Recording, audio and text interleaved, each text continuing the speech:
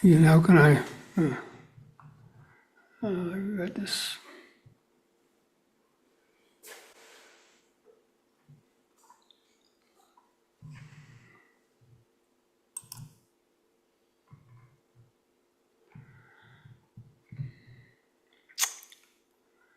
I got this problem again.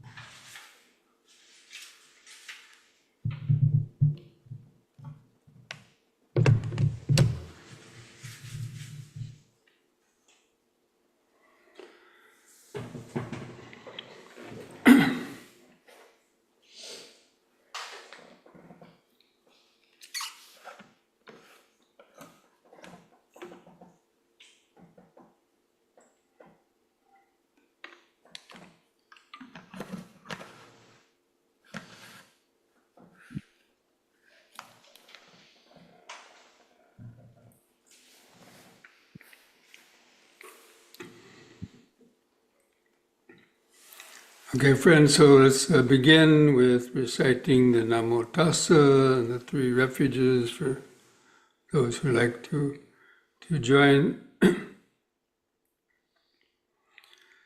Namo Tassa Bhagavato Arahato Samma Sambuddhassa. Namo Tassa Bhagavato Arahato O Samma Sambuddhassa. Sambuddhassa. Namo Namo Tassa tassa Bhagavato bhagavato arahato. Amma Sambuddhassa. Buddhang Saranang Gacchami, Dhammang Saranang Gacchami, Sanghang Saranang Gacchami, Dutiyampi Buddhang Saranang Gacchami, Dutiyampi Dhammang Saranang Gacchami, Dutiyampi Sanghang Saranang Gacchami, Tatiyampi Buddhang Saranang Gacchami, Tatiyampi Dhammang Saranang Gacchami, Tatiyampi Sanghang Saranang Gacchami.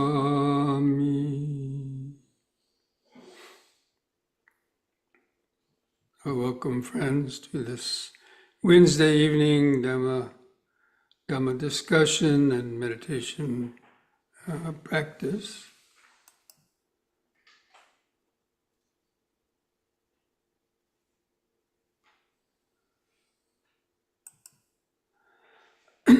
Okay, so this week we're going to continue going over the Sammanapala Sutta, or the discourse on the benefits or the fruits of leading the spiritual life, particularly, of course, the ideal of the monastic life, but this could also be followed to a certain extent by even lay persons. Now, last week we went over probably about the first half of the sutta, and so I'm going to share the screen again to continue on, or just review a bit from where we left off last week.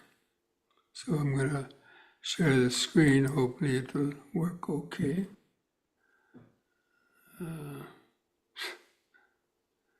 I get the same problem again. I had it up here, now it's, what did I do last time?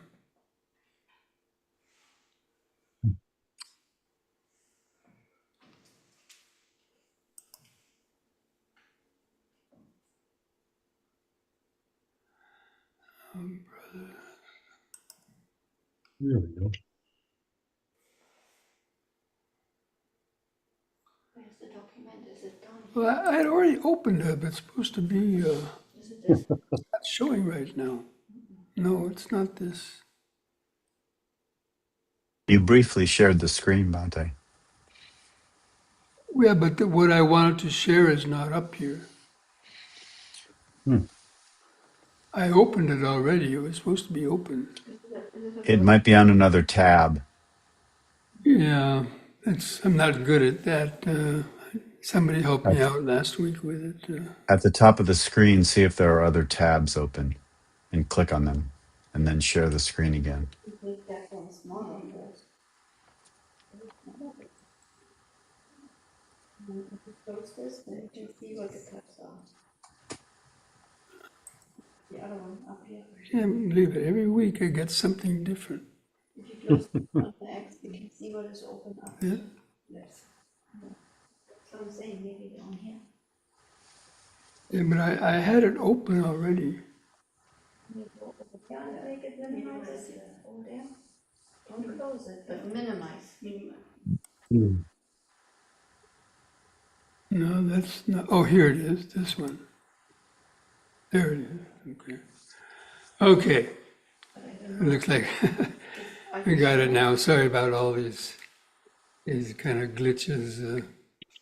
So,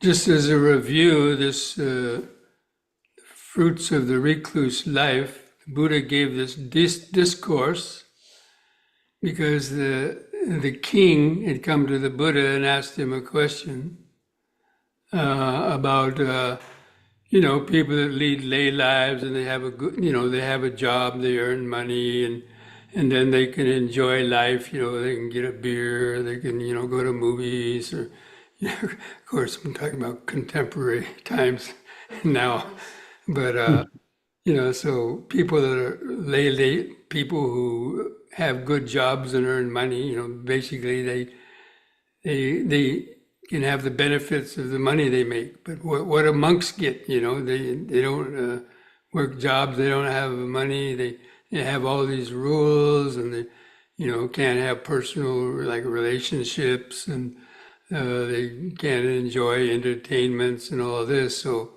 this idea that the monk life is kind of dour and they're secluded and it's not having any fun, right? So this king asked the Buddha, that what benefits can be obtained by leading this holy life under the Buddha. And so last week we went over the fact that lay people, if they don't follow precepts, they can follow the precepts or not. They might tell lies or use bad language, intoxicate the mind. Basically, they're free to do what they want, right? But with the monastic life, and they're following the precepts, they can't do certain things. So what happiness comes from that? And the Buddha mentions that it's the happiness that comes from freedom from remorse, guilt, worry, and fear. Because people who live an uncontrolled life and like break the precepts or just ordinary running around and entertaining themselves and enjoying sensual pleasures and so on. There's always certain kind of worries and problems that come with that. So the monk who doesn't do those things has given up those things voluntarily. Has a freedom from all the worries that comes from not getting what you want, getting what you don't want, and more interaction with the law of karma. So anyway, that's one of the benefits. Basically the benefit, the freedom from remorse, guilt, worry, and fear, and developing contentment with the present moment. And then then he talks about overcoming the hindrances, the 5 hindrances. And then he gives, I'm not going to go over these in detail, but he uses these examples of people whose mind are all, harassed by the precepts. The analogy of a person taking a loan, and then he's always in debt and worried he's got to pay off the loan, and the creditors coming knocking on the door. Hey, you have to pay your car bill, you have to pay your house bill, whatever, credit card, and so they worry about that. So then it says, let's say a person pays off that loan and has extra left over. Now his mind would be free from those worries of being in debt. So that's a benefit of leading the monastic life by overcoming the five hindrances. Or a man who falls sick and could no longer doesn't enjoy the meals, can't enjoy anything because he's suffering from physical sickness. And then he recovers from that sickness, and then he can enjoy things once again. Before I was sick, now I'm recovered. So he would be happy about that. So again, the monk who's free from the hindrances also has that kind of freedom. And so Bhante, you're not Bhante, sharing can your you screen change yet. I'm not. No, you're not. It should be. I don't think you shared, so you need to go back into the YouTube. Well, I might lose it again. Yeah. So click on this to make it bigger. Which one? This one here on the corner. And now share again. No. Did you click share? I don't think so. I'm trying to get to my. I think you need to go here. To YouTube, no? I don't want to go to YouTube. You need to share out of the YouTube. No, I don't want to YouTube. I want to get back on my thing. Why is it so difficult? I want to get back to my screen, like they can see me here. Just I think that's why the you need to YouTube. go into not there. Bhante, there at the bottom of you don't want to go to YouTube. At the bottom of the Zoom screen is an option for sharing. Yeah, here it is. Yeah, I got it now. But Okay. it You wasn't got here it. before. I don't know why this thing keeps playing There games we on go. me. Anyway, okay. Yeah. So now you can see it, right? Yes. Okay. So anyway, what I was talking about before, I think most of you were here last week, so I don't want to go over. So last week we left off with, I think, attaining the four jhanas. So, a person can have a pretty good life and not too many worries, not too many problems, maybe, not too much guilt, worry, remorse, and fear, and but they're just, experiencing a mundane happiness. But with the abandoning of the five hindrances, then one can attain these four jhanas. The first jhana, second jhana, third jhana, fourth jhana. Now each of these jhanas has a simile to it, and each one is a more refined state of happiness than the previous ones. So quite withdrawn from sensuality, from unskillful qualities. I went over these last weeks. I'm not going to read over them. You can read them. Attaining the first jhana, which has applied and sustained thought. So a person enters the first jhana.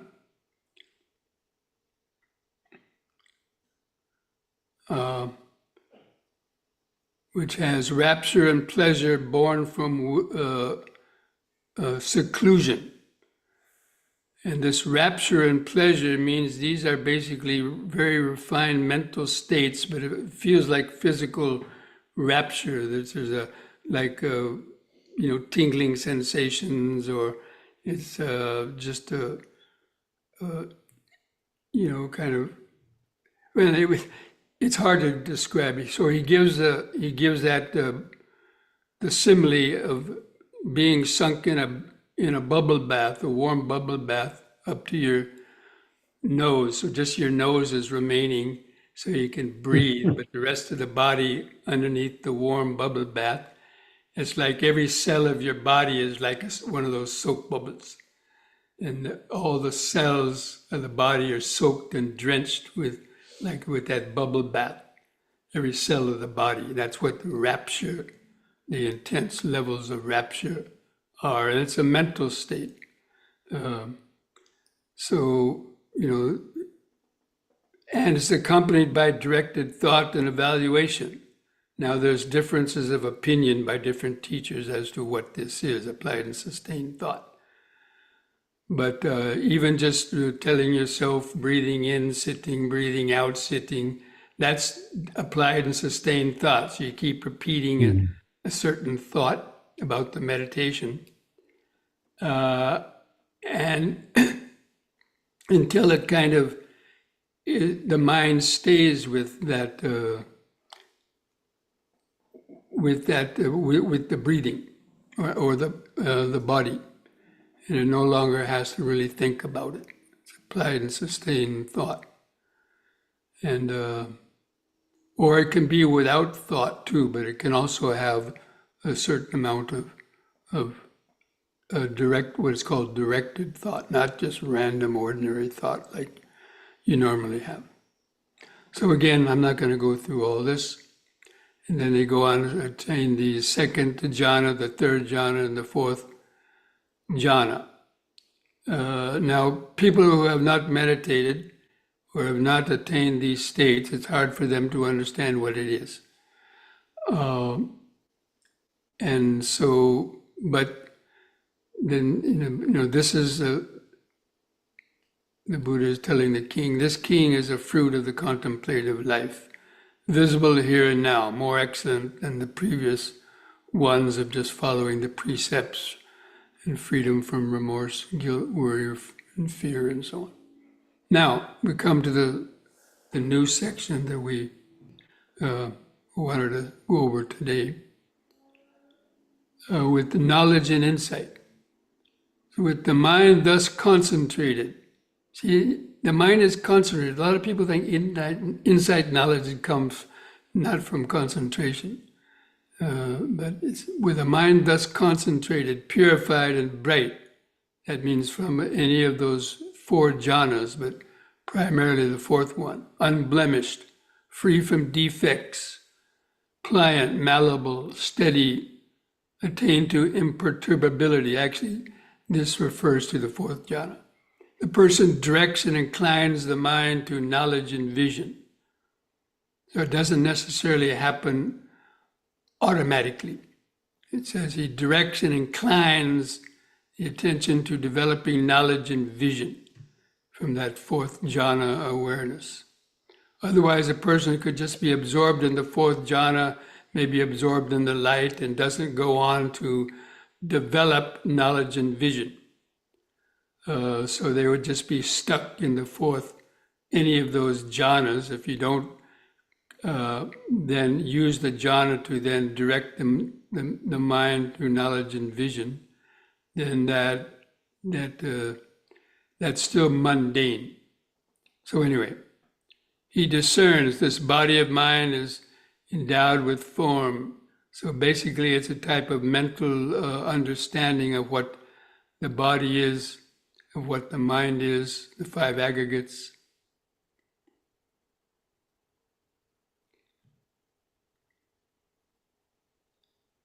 He understands that the body is just composed of the four primary elements. And has to be nourished with rice and porridge. I like those little analogies. Here it'd probably be nourished with T-bone steaks and other stuff. But okay. So that too is a fruit of the contemplative life, visible here and now.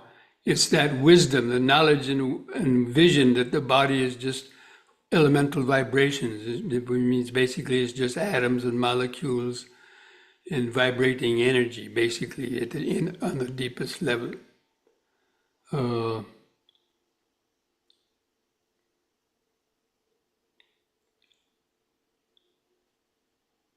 then it goes into creating the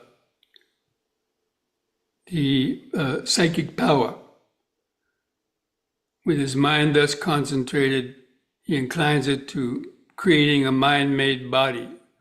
From this body, he creates another body endowed with form, made up of mind. Because in that state, when you get to the state of understanding that body is just vibrations and molecules, you can basically create anything you want after that. Is a mental experience. Now, this is hard for people to understand, but that's the meaning of it. And that's why the Buddha could, create doubles or triples of his body that ordinary people wouldn't be able to they could see it too, but they couldn't do it. Anyway, this is very, sort of controversial because people think, oh, that's crazy. But anyway, so you can read these analogies. These analogies are interesting to read about these psychic powers, how they're developed, and these are supernormal powers. You can walk on water without sinking. You can sit cross-legged as he flies through the air like a winged bird. It's because he's mastered the elements. For example, when you understand that everything is just atoms and molecules and you learn how to mentally create from those, you're not clinging to the idea of any fixed entities. They can imagine, they can look at the ground and see it as water. And the mind believes it's water, and it's said that they can actually, walk or dive into the water, or on a lake, they can see it as just being earth, and they can walk across the water like they're walking on earth. So anyway, he talks about these psychic powers, and then this is also another fruit of the contemplative life, visible here and now, more excellent than the other ones. Then he talks about the clairaudience, hearing sounds, like sounds from the Deva world and other places. Mind reading, you can know other people's minds, you can recollect the past lives. And you can see how other people are dying and being reborn according to their karma. And this is called a psychic power, but it only comes from having developed to the maximum degree the fourth jhana, and then on purposely bending the mind's attention to develop this kind of psychic power. And so he goes through all these psychic powers, saying, this is the fruit of the contemplative life, visible here and now, more excellent than the previous ones. Then comes the ending of the mental fermentations. And this is the development of the insight into overcoming ignorance. So even those psychic powers that were mentioned is not a state of enlightenment. It doesn't come from a state of enlightenment. It comes from having mastered those jhanas and then developed over usually a long period of time those psychic powers if one wanted to. But the Buddha said a person does not have to have those psychic powers in order to attain enlightenment. So even if one didn't develop any of those psychic powers, as I started to mention, after attaining at least the first, second, third, or fourth jhana, the monk directs and inclines the mind that's free from defects, pliant, malleable, steady, directs and inclines it to the knowledge of the ending of the defilements. He understands the Four Noble Truths. This is suffering, the origin of suffering, the cessation of suffering, and the path leading to the cessation of suffering. And with that, he attains the stages of the once returning, or the stream enterer, then once returning, then never returning, and the Arhat stages. And of course, that's basically the ending of the mental formations, is then practicing the four foundations of mindfulness and going through those, developing the 7 factors of enlightenment and going through those insight knowledges that we've covered before. And that, the culmination of that is discerning those Four Noble Truths and attaining those stages of liberation. But you have to direct your mind toward it. It's not going to just knock you on the head all of a sudden. I mean, it could in some, rare individuals, but normally you have to pay your attention to it, because otherwise the mind will get stuck in the happiness and bliss that comes from the jhana, and doesn't go on to essentially experience the emptiness of the ego, and to directly, observe the anicca, dukkha, and anatta. And this is the way leading to the cessation of suffering.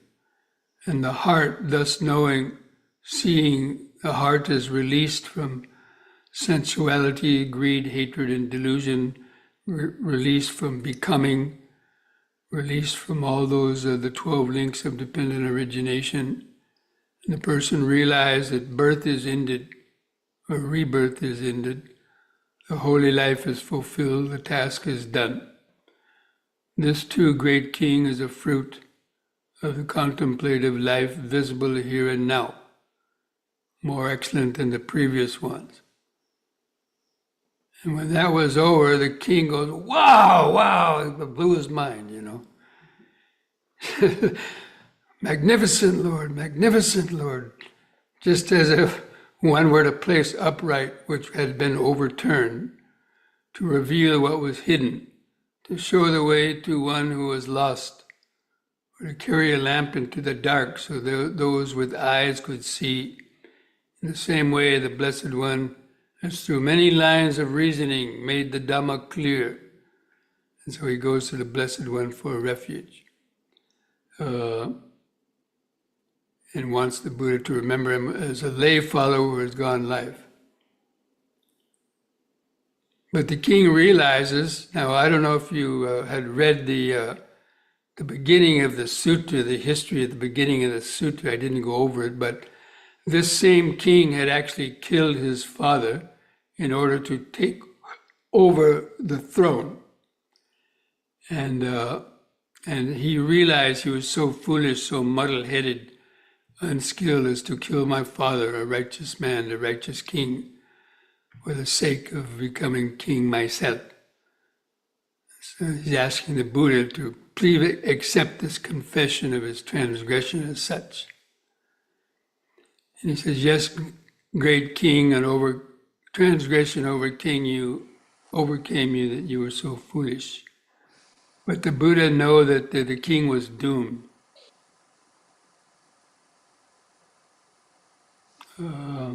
After the king left. After the king had left, the Buddha addressed the monks. The king is wounded, monks. King is incapacitated. Had he not killed his father, that righteous king, then this king that he just was talking to would have attained stream entry. But because killing our mother and a father is considered one of the heinous kind of worst karmas, and would prevent one from gaining enlightenment in this life. So anyway, that is the end of the sutta, and the monks were delighted in the Blessed One's words. So anyway, that whole sutra basically, recounts the whole practice of the Dhamma from hearing the Dhamma for the very first time. You never heard it, and you go, wow, this Dhamma, wow, where'd that come from? I got to get more of that stuff, and the seeking out for it, to find the places that you can learn more about the Dhamma and then learn to practice. And then finally, if one has the right conditions to, go forth or to, live a meditative life, following all those different, and gaining the benefits of that.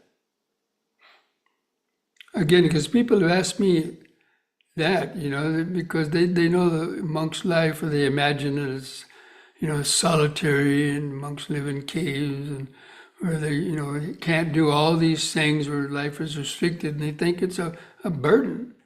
But most monks won't think it's a burden. It's freedom because of these benefits that come with leading that kind of disciplined life. So, friends, I think may stop with that here, and see if there's any chats.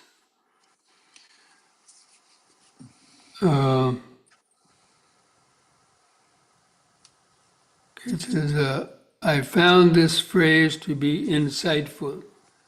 Mere suffering exists. No sufferer is found.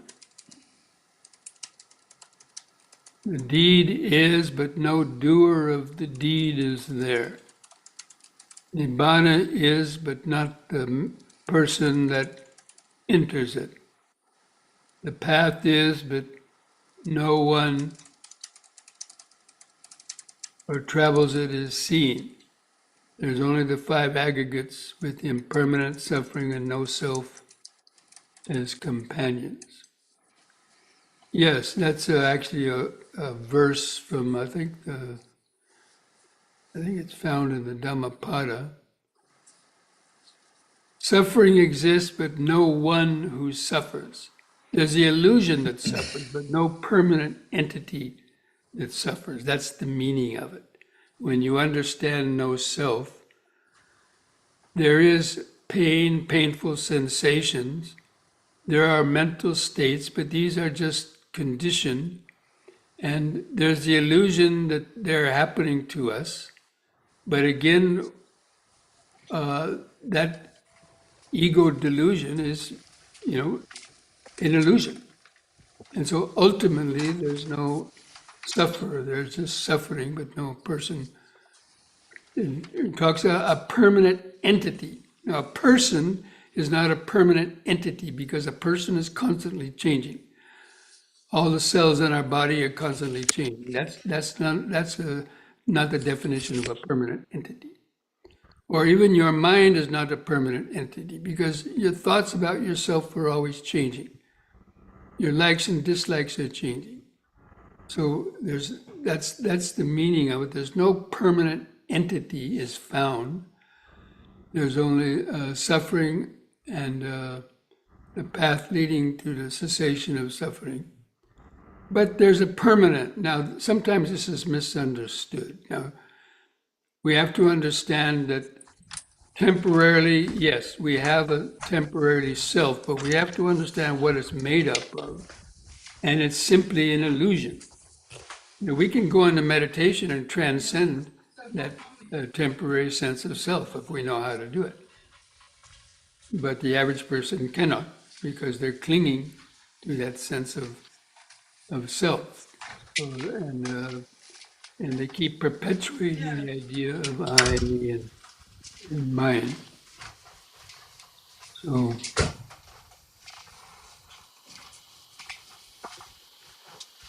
anyway, does the king attain enlightenment later? Much later. but would have attained it immediately but for killing his father. It is said that he could have attained stream entry, not full enlightenment probably. He could have attained stream entry, and then with 7 more lifetimes at the most, he would attain full enlightenment. But because he killed the father, it said that he was reborn in the hell, and those lifetimes in hell are very long. And this was only like 2,500 years ago, so he's probably still suffering in hell. But we don't know. That's just speculation. But the thing is that because he killed the mother and father, it prevented his mind from opening to the truth, even though he said, he becomes a lay follower, but he still was the king and enjoying sense pleasures and so on.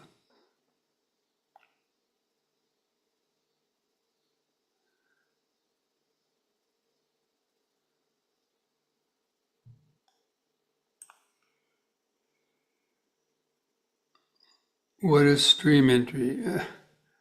Well, I've talked endlessly on what is stream entry in the past.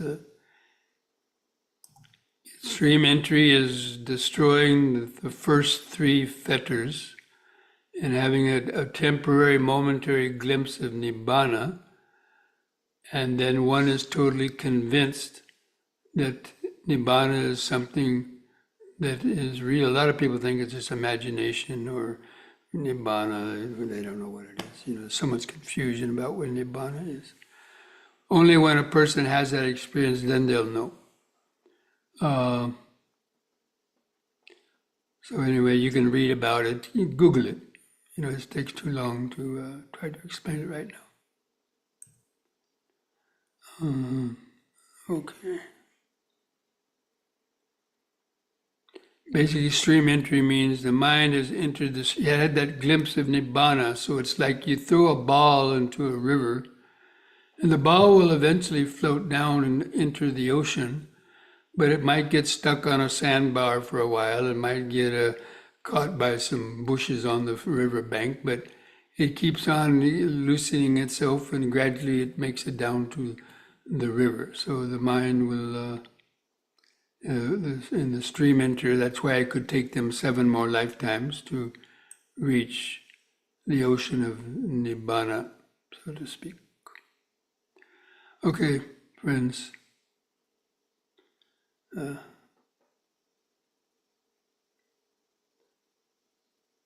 If someone killed someone and they enter the same life, well, we know the story of Angulimala that killed 100 or sometimes they say 1,000 people, and he was about to kill his mother, and then the Buddha intervened because he knew that if he didn't kill his mother, there was still hope, even though he killed people. So yes, just killing an ordinary human being, if one has the paramis from a previous life,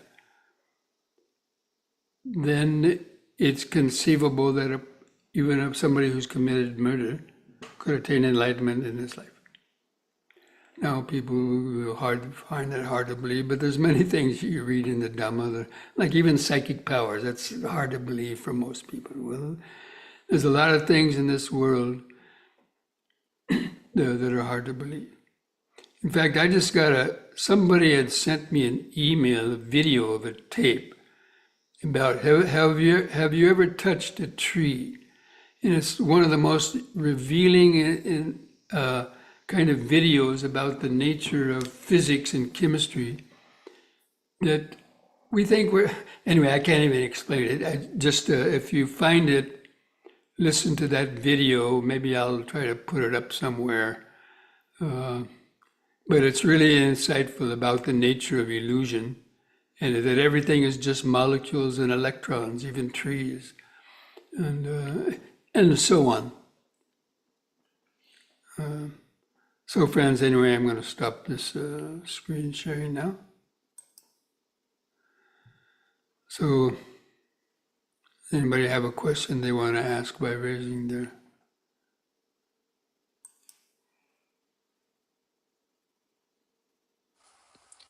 Can you briefly define paramis? Paramis means a perfection. So there's said to be 10 paramis.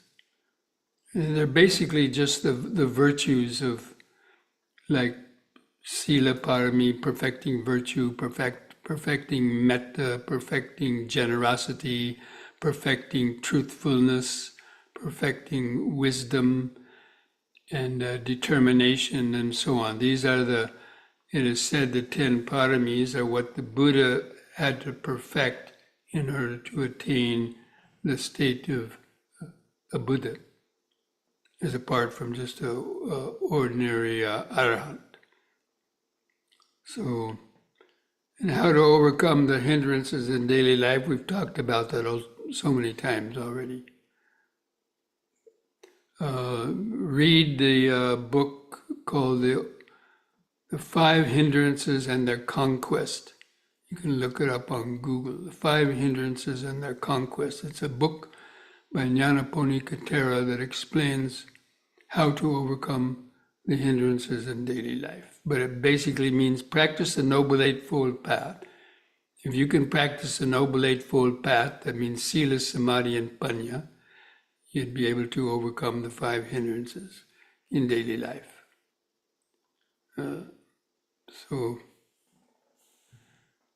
Okay. That's it. Samanapala Sutta is about following the Samadhi concentration path and liberation through the jhanas, not necessarily. It's developing the insight wisdom that we read about. But a person doesn't have to go on to develop the concentration and develop the psychic power. That's the main difference. If you want to attain psychic powers, then yes, you have to follow the concentration path and then develop psychic powers. But the Buddha didn't advocate that. Attain at least the first, second, third, or fourth jhana, and then without getting stuck in the jhana, go on to developing 4 foundations of mindfulness. That's the path. It's called samatha vipassana. And it's that vipassana meditation is the 4 foundations of mindfulness. All this vipassana, these techniques, that's only a small part of the 4 foundations of mindfulness. All those vipassana techniques are taken and condensed into a specialized technique, but it all comes from the 4 foundations of mindfulness, which is the supreme technique. That's why the Buddha talked about it as being, this is the direct way for the overcoming of sorrow, lamentation, pain, grief, and despair, for abolishing ignorance, and for entering the right path. And that is these 4 foundations of mindfulness. And people always want shortcuts.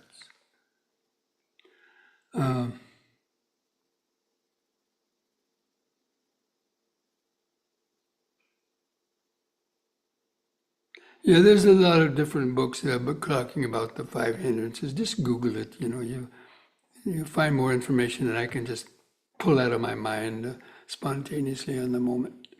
Okay? Okay, friends, I think we'll go ahead and... Dragon Yogi, you have a golden hand raised up. You have a question? One last... Yes, thank you, Bhante. Question had to do with the relationship with Sila and the jhana states. And, I know it's a long, big question, but and how do we know when we're in the various states, the jhana states? How do we know when we're in 1, 2, 3, and 4? Well, you have to read the descriptions of those jhanic states. Okay. And to understand the hindrances that have been overcome in order to attain those states and what kind of factors they have. Okay. I told you how the first jhana has applied and sustained thought. Well, the second jhana doesn't have applied and sustained thought because you don't have to apply or sustain it anymore. It's fixed already. And you go beyond thought in the second jhana. And then the rapture, some of the rapture and happiness, the rapture disappears in the third jhana, and just experiencing the the the sukha. So, you know, you can read these in books. Okay. There's plenty of books written about it. Yeah, okay. Yeah, Thank you. that's Thank better you. than me trying to explain it in a program like this. Thank you. Okay. Okay, friends, let's take a short break and then come back to do a little stretching and breathing and try to get centered in the body where it really all starts getting good. Okay? See you back in a few minutes.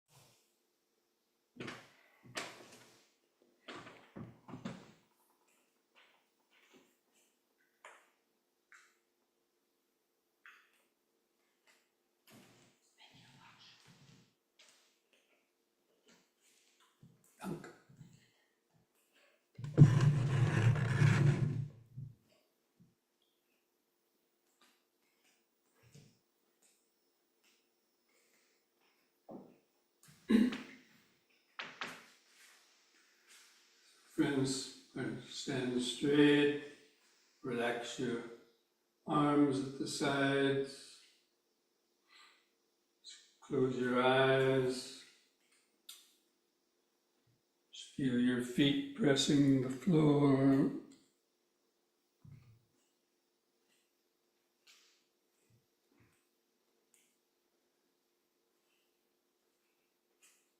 And try to feel the outline of the standing body in the mind's eye.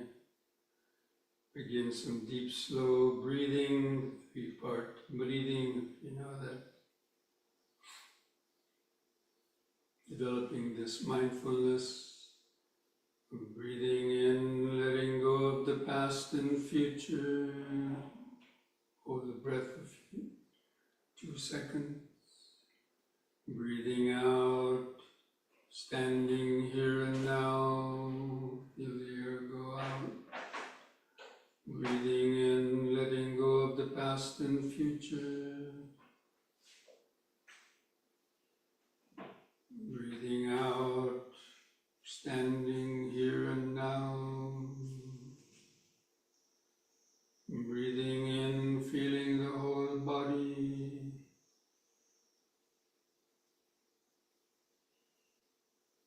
Breathing out, feeling the whole body.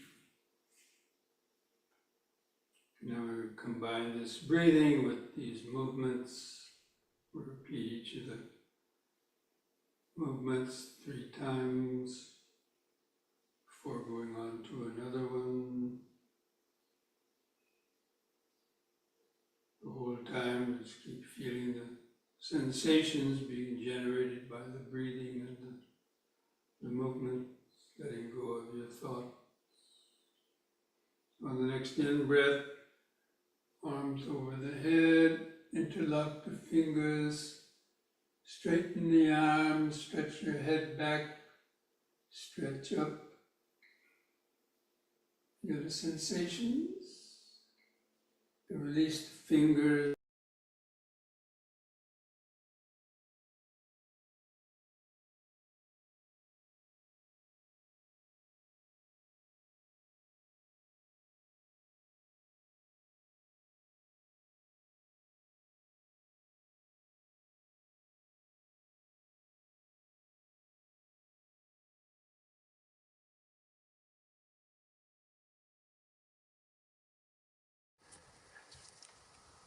Ket wife yo, you've turned yourself into the host, and we can't hear Bhante Ji or Rahula.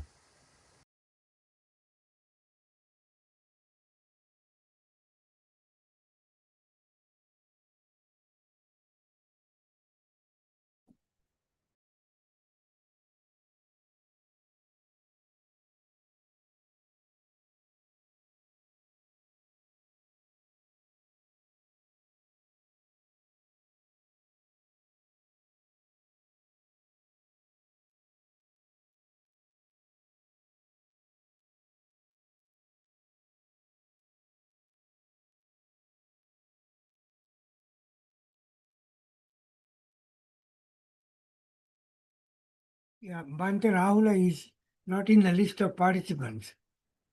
So he may have, his internet may have gone down. Yes, that may be what happened.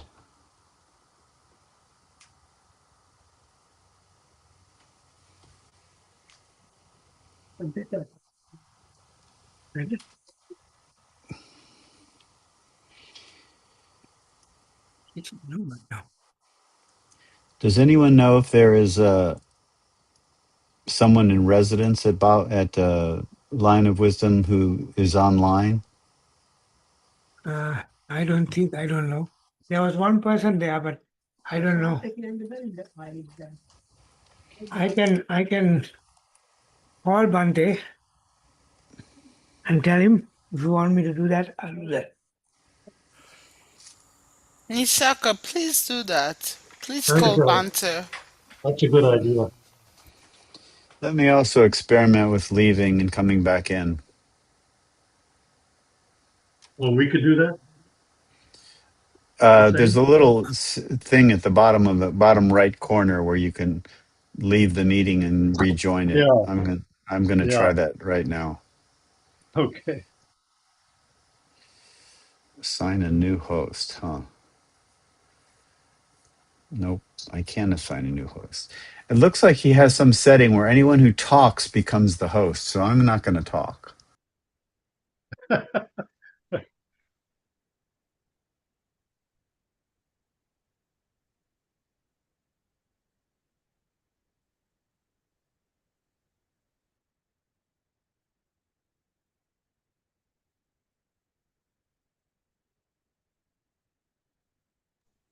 And try calling him on his cell phone.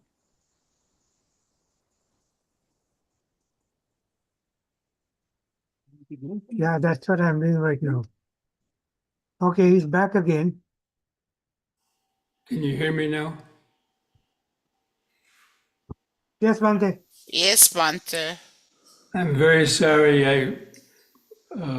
Somehow my computer went off, and again, it's one of those things you never know what's going to happen on these. So anyway, we're back on. So we're going to start to go back to the yoga now. Okay? It was just an experience of impermanent yoga. Yeah. Yeah. Okay. Where were we? Okay, friends. Wait a minute. Okay, there we go. Okay, so we started the yoga session. I don't know what you had seen, if any of it, before, but let's start again. On the in-breath, raise the hands over the head, interlock the fingers, stretch up, bend back a bit.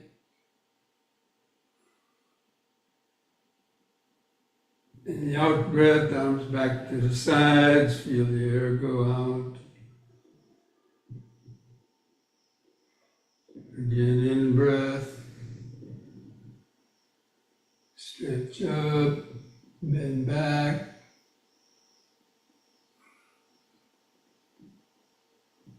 Out-breath, feel the sensations. And once more,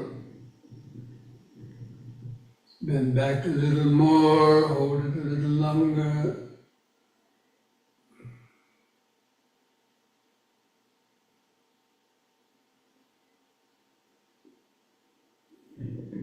Out.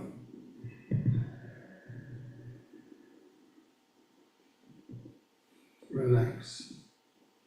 Close the eyes. Feel the increased sensations.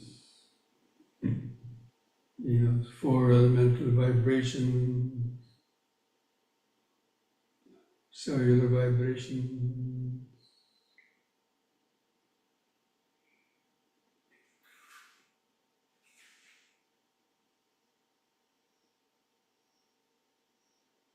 And the next in breath, lift up on the balls of the feet while raising the arms over the head in this way, facing the palms toward each other, stretch. In the out breath, come back down.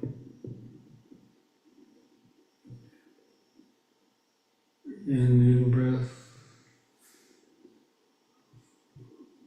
stretch. Out.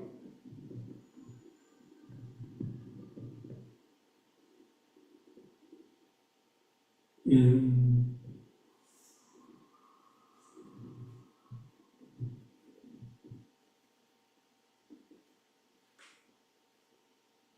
Out.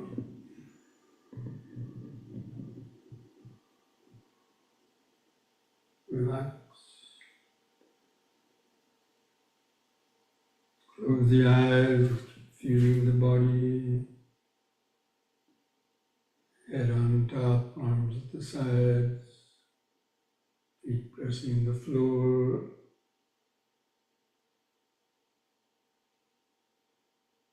Remember standing, standing. extend.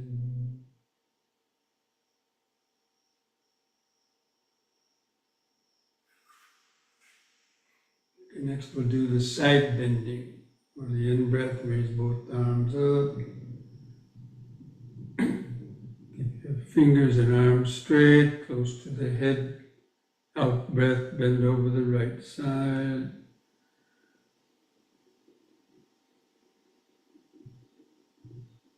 In breath, lift up. And the left side, out breath.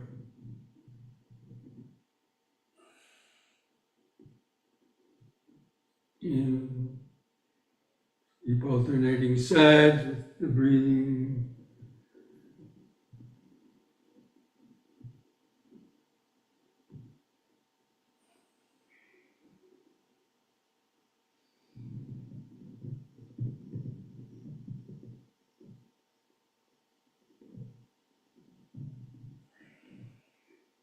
Once more to each side.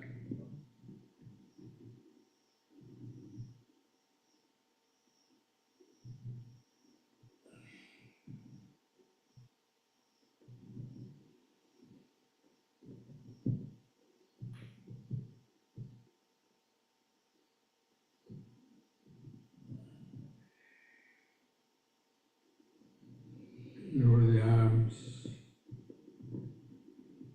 Close the eyes.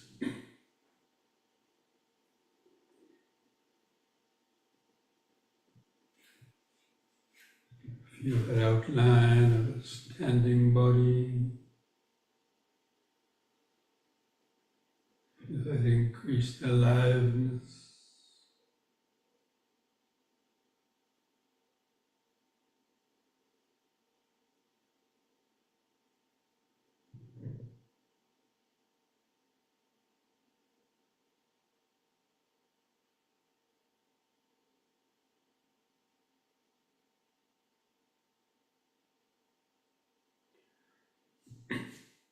You can now spread the feet apart. About 3 feet.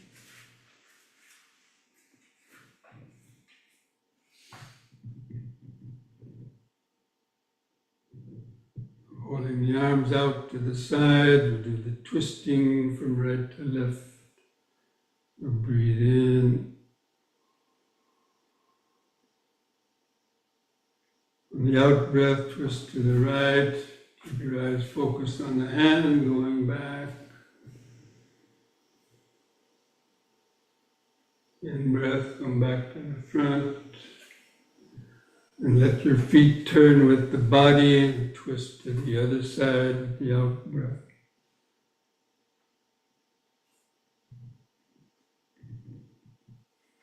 In breath, the front.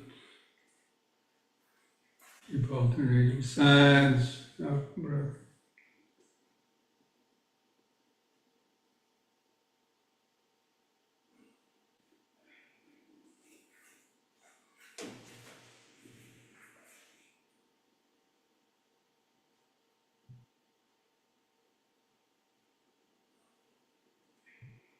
Once more to each side.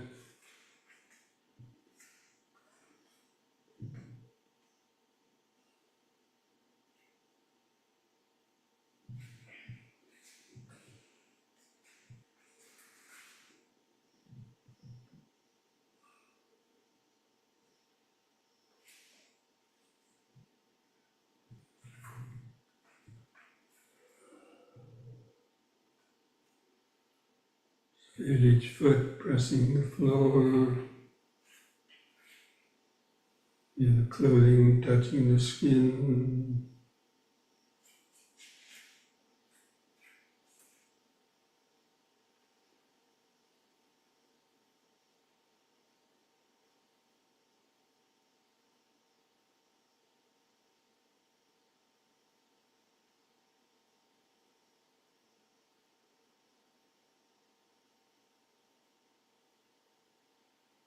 Developing that understanding that this body is just made up of billions of cells, molecules, atoms,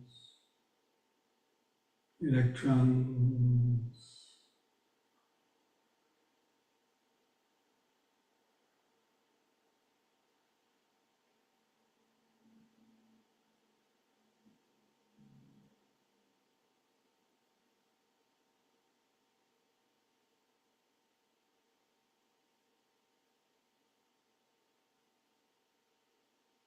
all those sensations that you can feel are just that vibrating cells interacting, keeping this body alive, producing all these sensations.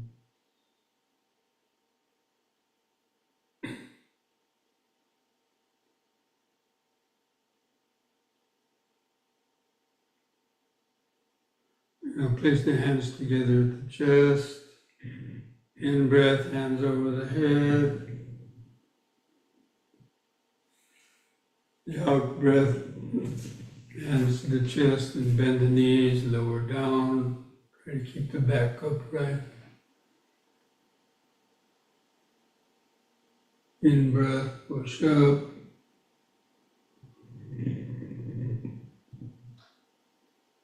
Second time, try to come down a little farther.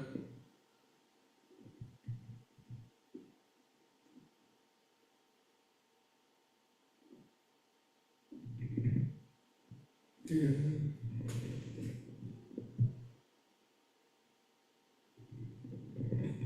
Out.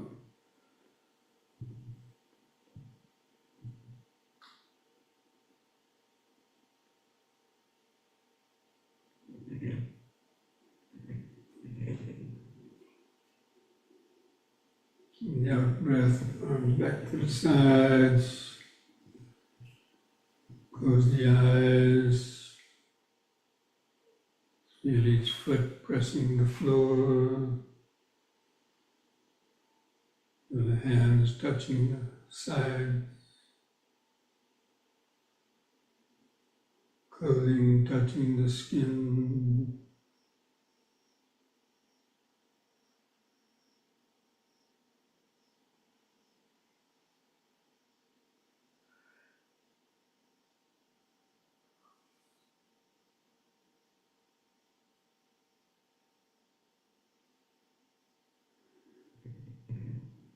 Okay, and bring the feet back closer together.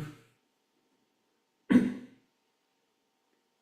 standing straight, do the head turning from right to left. The in-breath, head to the right. And look over your right shoulder. And a twist in the neck. Out breath. All the way back to the left, and look over the left shoulder.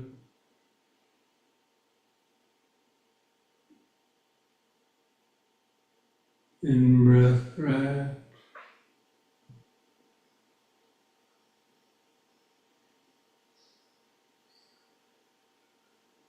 Out left.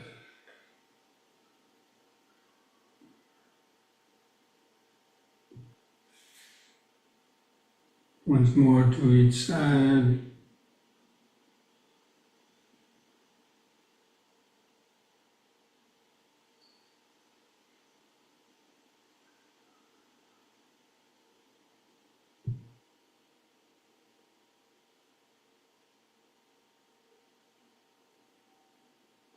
Let the head stop in the center. The eyes closed, feeling the whole body.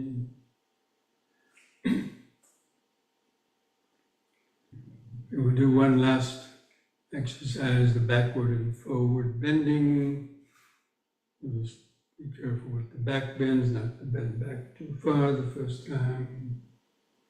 So turn your palms facing outward so your little fingers touch together. Now, in breath, raise the hands up level to your eyes. And then spread the arms out to the sides as you bend back on the out breath. Look up at the ceiling. Be careful. And breathe in, carefully lift up. Keep the arms out to the sides. And on the out breath, lower the arms and hands. Bend down. Let the little bones of the lower spine stretch out. Try to keep your legs straight.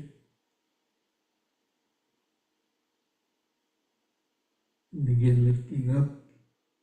Turn the palms outward again. In breath. Out breath, bend back, be careful.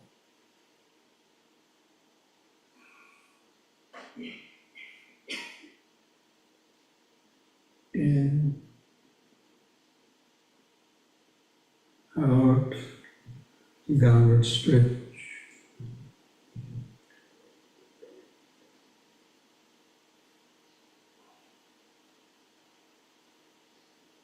And once more, in, out,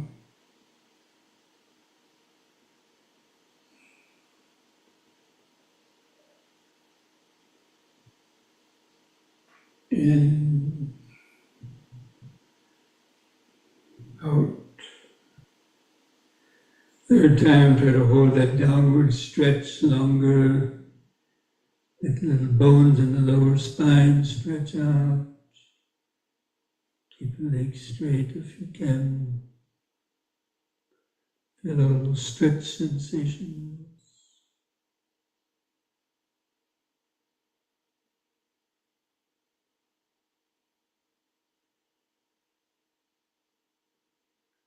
And carefully lift up. And breathe in. Hands together at the chest. Out breath. Feel the whole body vibrating, pulsating, activated life force, cellular vibrations.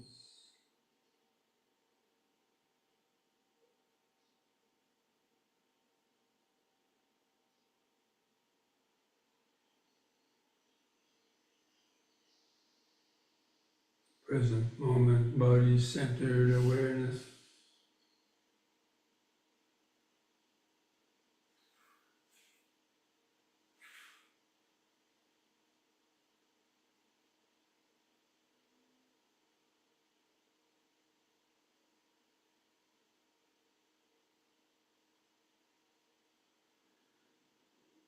Okay, so let's mindfully come back to our seats.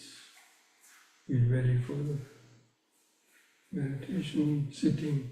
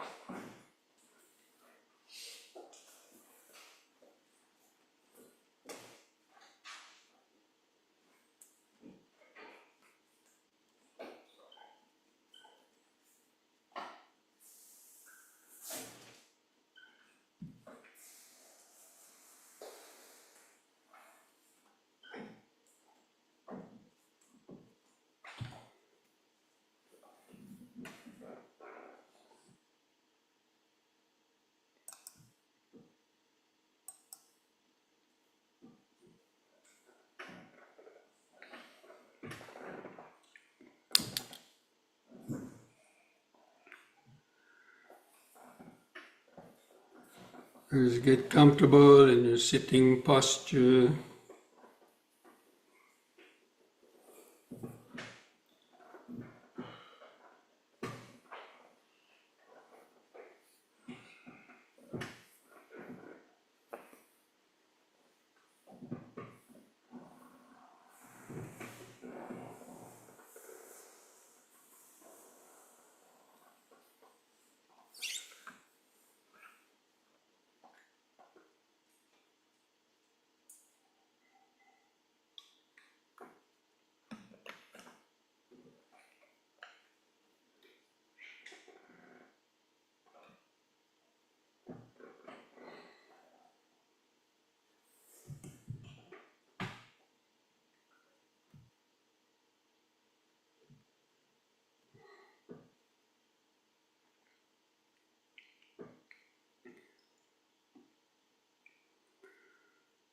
Just try to establish the inward curve of the lower spine. Helps to support the weight of the upper body.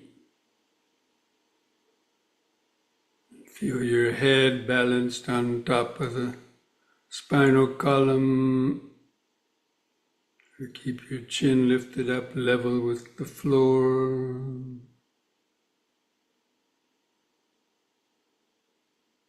Find that center of gravity, that tipping point where the body could either tip forwards or backwards.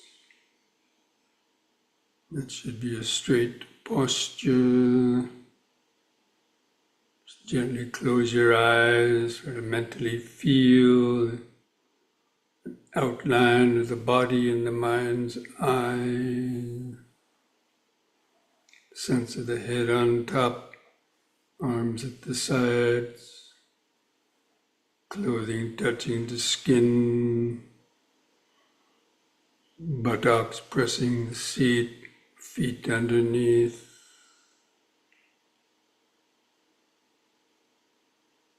Try to hold that outline of the body in the mind's eye. Then begin some deep, slow breathing, like we did in the yoga session. Taking 2 or 3 seconds to expand your abdomen, rib cage, and upper chest, drawing the air from the bottom of the lung up to the top. Then hold the air in for 2 seconds. Then slowly breathe out. Feel the last bit of air go out of the lungs. Just take several more deep, slow breaths like that, cultivating this mindfulness. Breathing in, letting go of the past and future. Breathing out, sitting here and now. Breathing in, letting go of the past and future.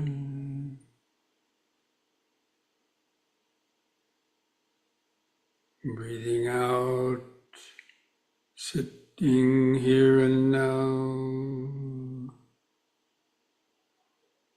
Breathing in, feeling the whole body.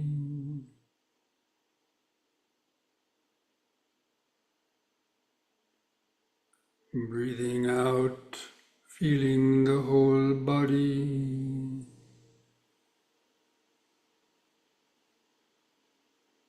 We're going to try counting our breaths from 1 to 10 to develop a more continuous concentration on the breathing.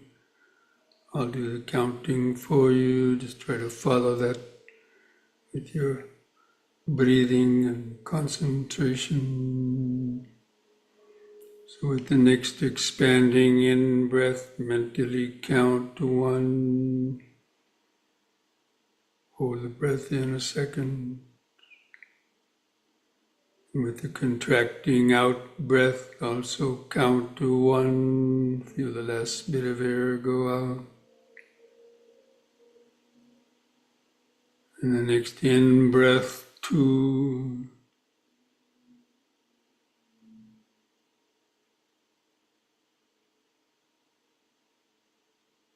Out, 2.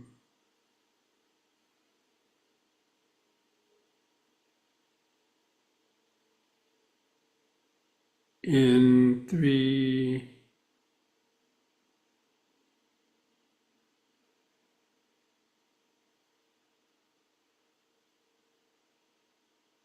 Out, 3.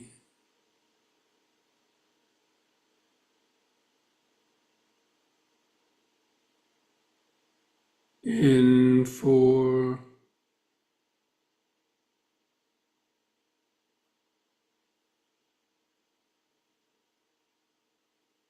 Out, 4.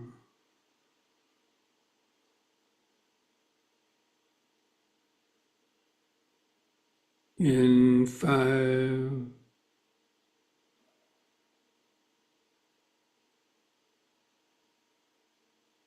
out 5,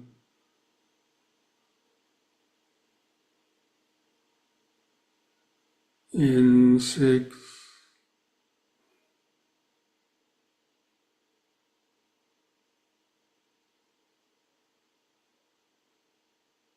out 6,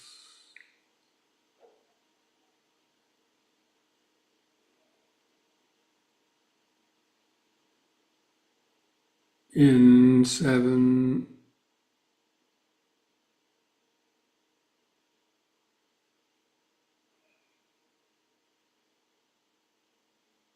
out 7,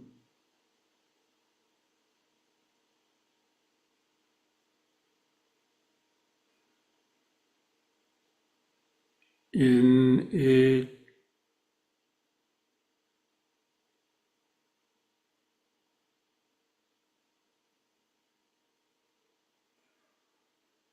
out 8,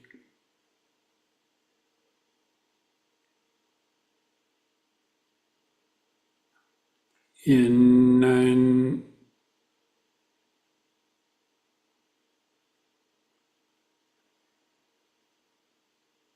out 9,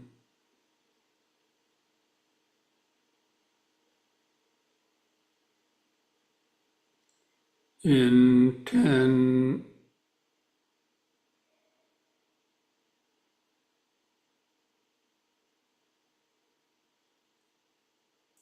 out 10. As the breath goes out, follow it all the way down to the end. Don't try to control the breath any longer.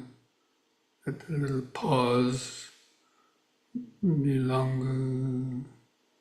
Just let the breath come back in under its own power without controlling it. We continue to observe it. Keep your attention focused on the subtler movements of the abdomen, rib cage, or chest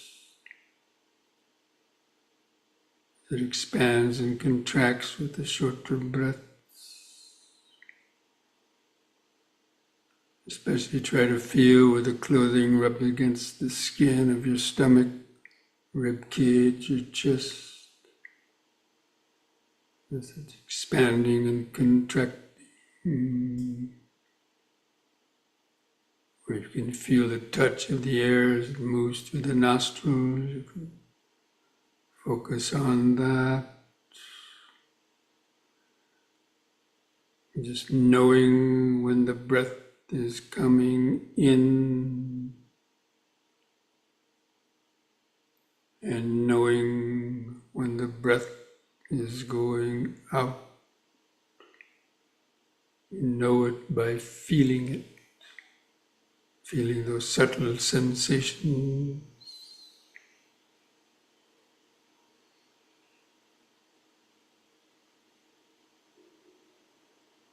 Try to be like a scientist looking down through a microscope, observing an experiment,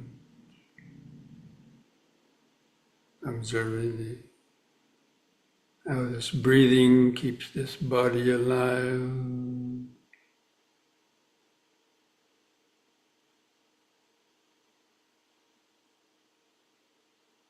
Breathing in the oxygen life force from outside. Blood pumps it out to feed all the cells of the body. On the out breath, breathe out the carbon dioxide, other breath impurities.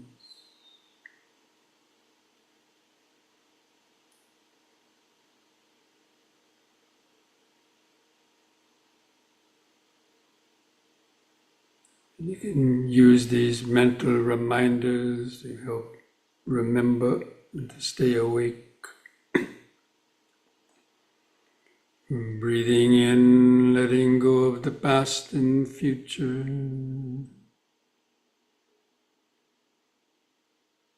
Breathing out, sitting here and now.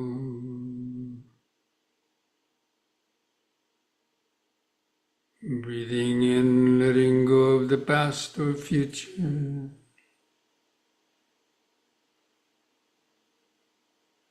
Breathing out, sitting here and now. That's your applied and sustained thought. Remember just that much. That's your concentration practice. It's called applied and sustained thought. Breathing in, letting go of the past and future.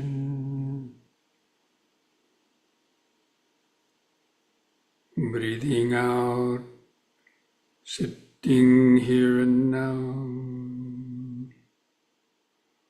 It's the ongoing, continuous present moment of this breathing body.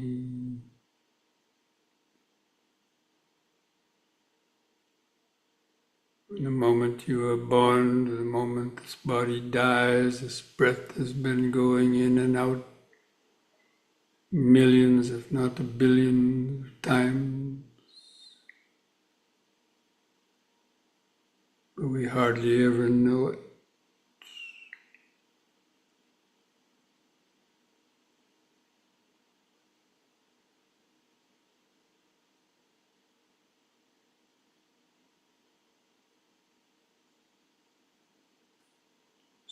Tune into the 4 phases of each breath cycle. The expanding in breath and the brief pause. The contracting out breath and the brief pause. Just over and over and over and over again.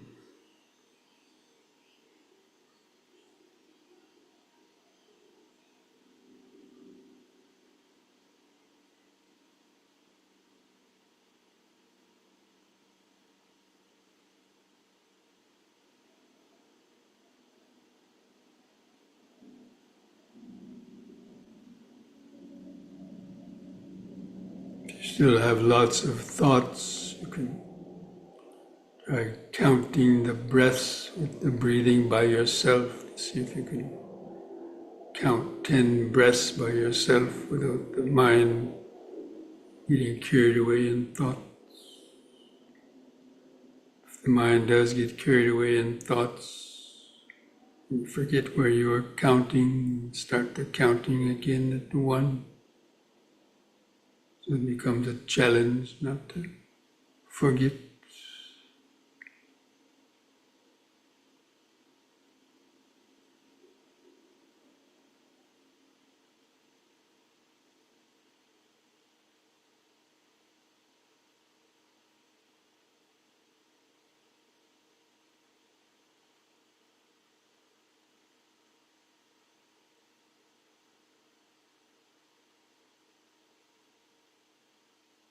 Or if you can't feel the breathing easily, then take some deeper breaths.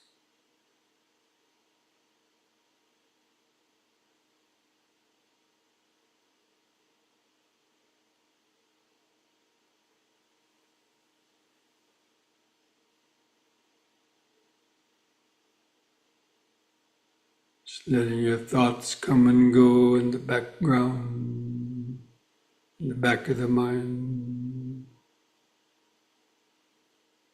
Try to hold that outline of the breathing body in the front of the awareness.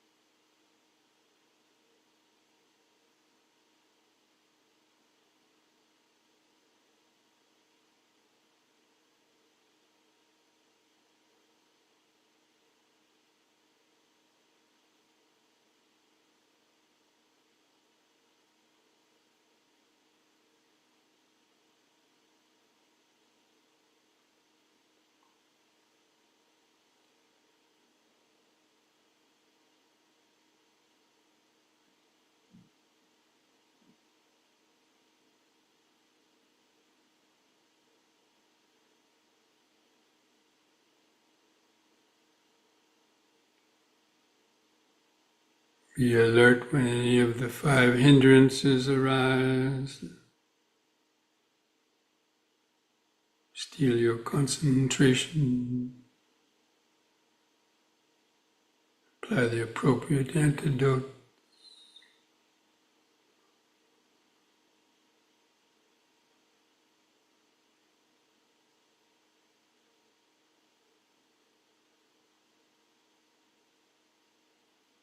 Breathing in, letting go of the past and future.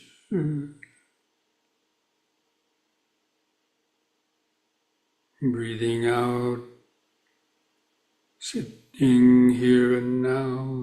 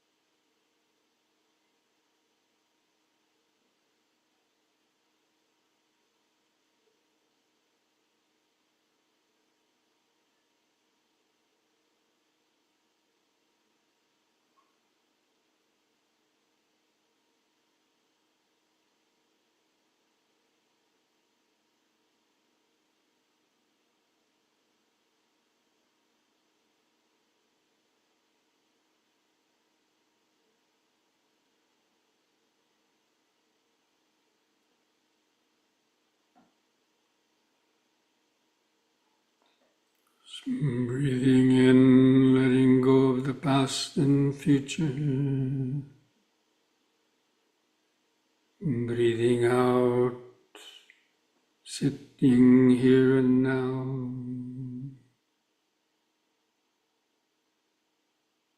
Gradually opening up to the flow of impermanence.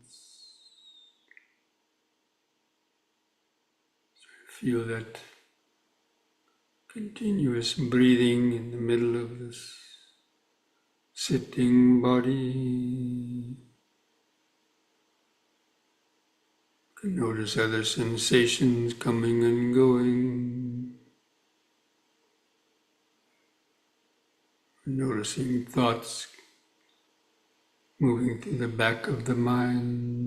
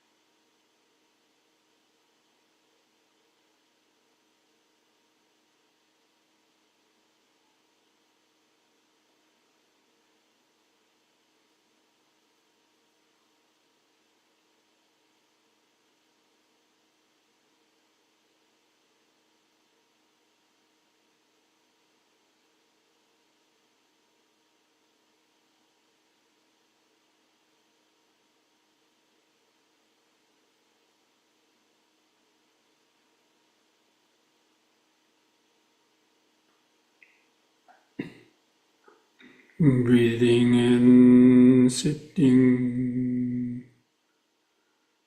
Breathing out, sitting. So many different sensations come and go. Sounds come and go. Thoughts, ideas come and go. These are all just the five aggregates coming and going, arising and vanishing. The space of focused awareness.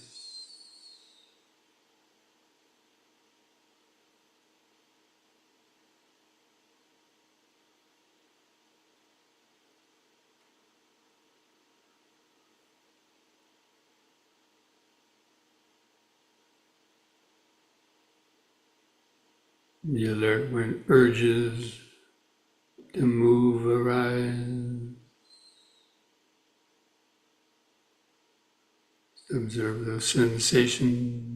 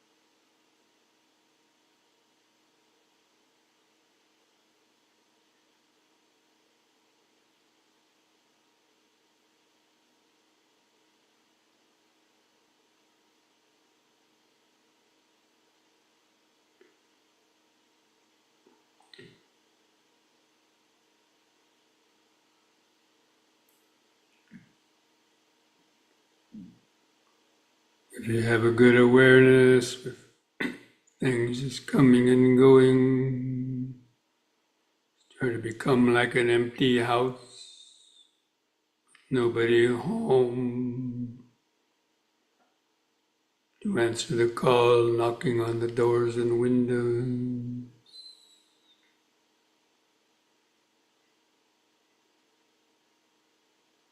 But there's a sensitive microphone in the house that knows but can't react.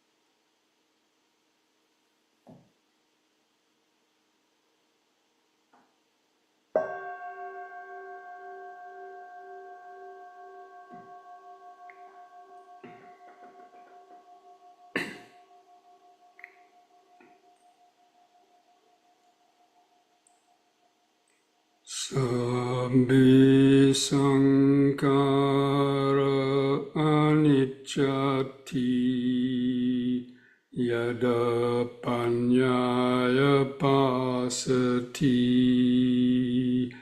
atanibindati dukkhe esamago visuddhiya. All conditioned things, the five aggregates of this body, mind, and world are impermanent. They arise only to briefly last and then vanish. When one sees this with the eye of wisdom, one becomes disenchanted with suffering. This is the path to freedom.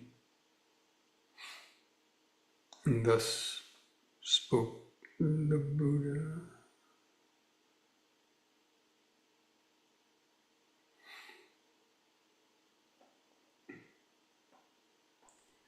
I invite you to join in chanting the word sadhu 3 times. Do that chanting on a long out breath. Feel those vibrations in the body and mind. Take a deep breath.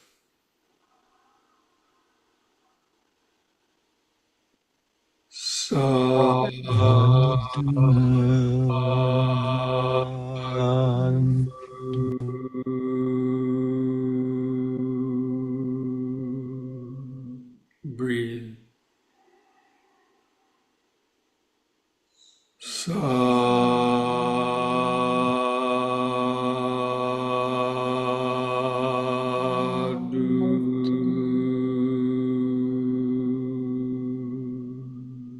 Breathe.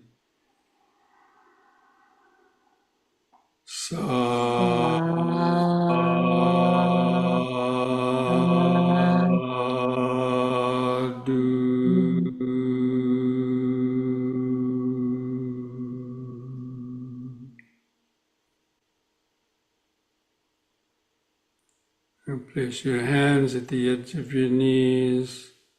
Take one more deep breath as you breathe in. Stretch your head back. Pull the hands against your knees to arch the spine. Look up at the ceiling. Let out the breath. On the in-breath, lift the head up. On the out-breath, press the chin, the top of the chest to stretch the neck vertebrae. Lift the chin up level on an in-breath and relax on the out-breath. Put a smile on your face.